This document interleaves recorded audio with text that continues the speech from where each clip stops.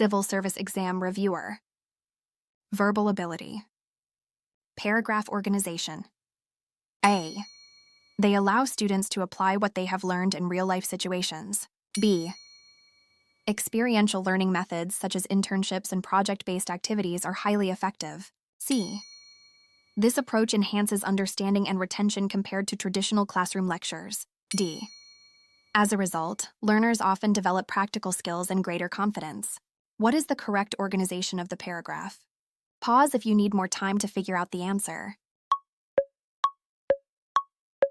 The correct answer is number 1, B, A, C, D. B is the general statement, introduces experiential learning. A is the elaboration, application. C is the explanation, benefit. D is the result, outcome. As a result, signals conclusion. Below are the sentences arranged in the correct order to form a paragraph.